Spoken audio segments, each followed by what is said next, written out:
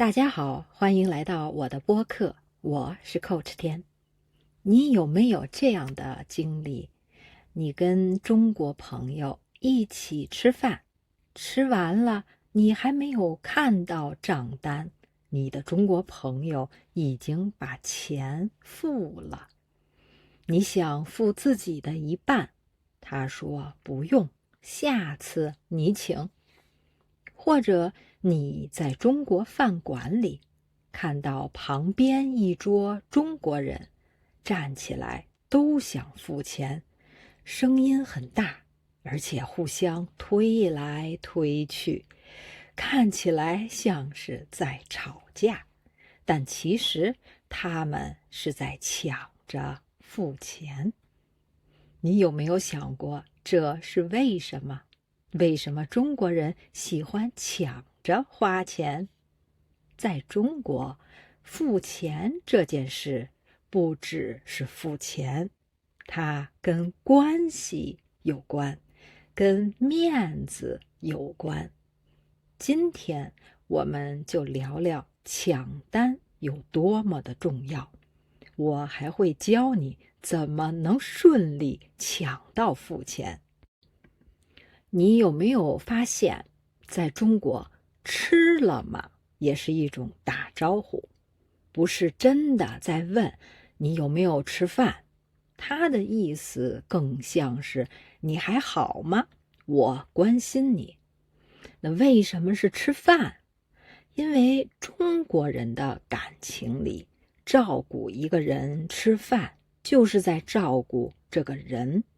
你吃好了，我就放心了。所以在中国，很多重要的事情都在饭桌上发生。认识新朋友一起吃饭，谈生意一起吃饭，很久没联系的朋友重新见面，说我们找个时间吃个饭。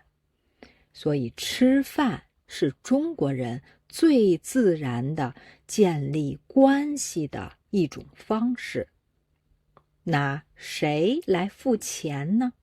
你想象一下，一个朋友来你的城市，你们有很久没有见面了，你第一个想到的不是去喝咖啡，不是去散步，而是我要请他好好吃一顿。为什么？因为请他吃饭是在说你来了，我很高兴，我要好好对你。如果你付钱，说明你在照顾他，你愿意花钱，说明这段关系对你很重要。那付钱是一种表达，他在说这顿饭我请你，你对我来说值得。所以有人抢着付钱，你现在应该可以明白了。那我再说一说抢单在不同场合是什么样子的。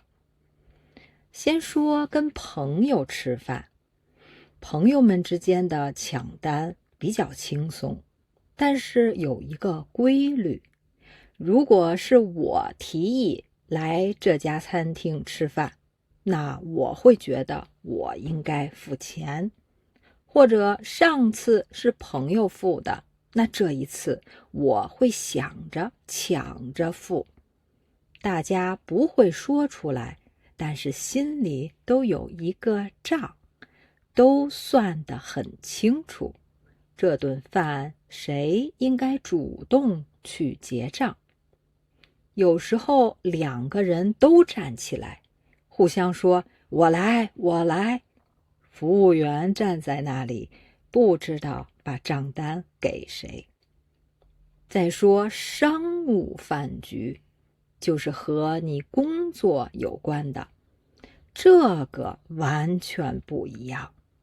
比如我的公司请客户吃饭，账单来了，我必须抢，而且要认真的抢。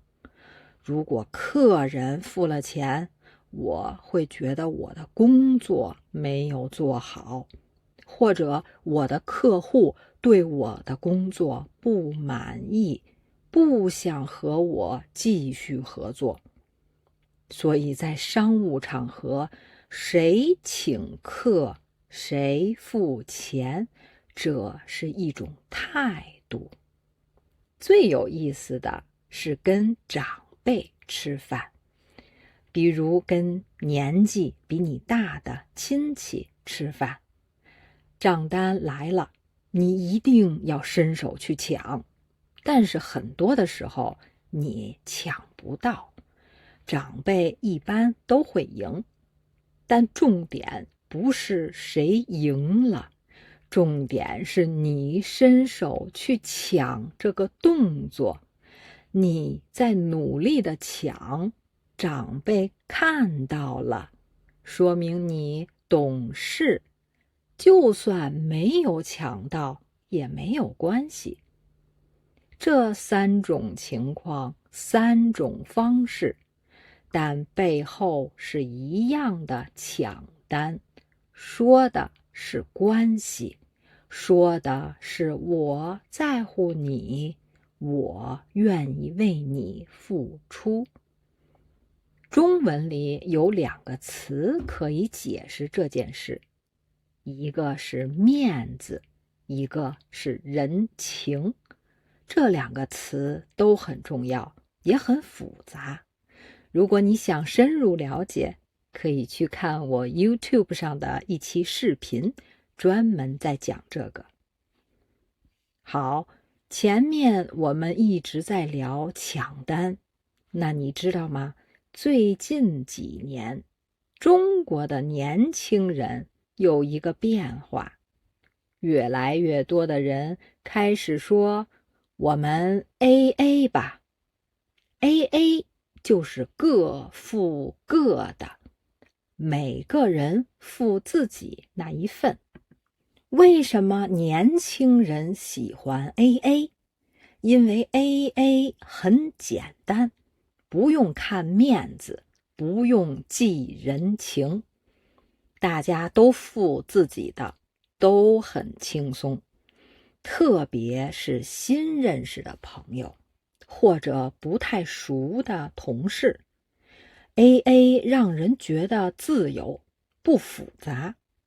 但是 AA 也有一个问题，如果每次吃饭都 AA， 每个人只付自己的，那就没有人再照顾谁，那顿饭就只是一顿饭。所以对中国人来说，抢单这件事看起来像冲突，好像关系好的人在吵架，但其实这是一种人和人的温暖。有人愿意为你付钱，说明有人在照顾你。你走出饭馆，心里有一种感觉，今天被人照顾了。AA 没有这种感觉。那你会更喜欢哪一种呢？最后，让我来教你怎么能顺利抢到买单。第一个方法，到了饭馆，先找一个机会，悄悄地去找服务员，提前说你要结账，这样其他人想抢都抢不到。第二个方法，在快吃完饭的时候，你说要去洗手间，或者有事要打个电话，然后去结账。你的朋友还在聊天，你已经付完钱回来了。用这2个办法，你基本上都能抢到。其实你想一想，抢单这件事好像在玩一个游戏，大家都知道规则，大家都在玩，而这个游戏的背后是中国人表达关心的方式。希望下次你跟中国朋友吃饭的时候能顺利抢到买单。如果你想把今天的词真正记住，我在 Patreon 上为每一集准备了互动文字稿、生词卡片，还有2个全新的故事，让你再用一次这些词。前7天免费，链接在 description 里。我们下期再见。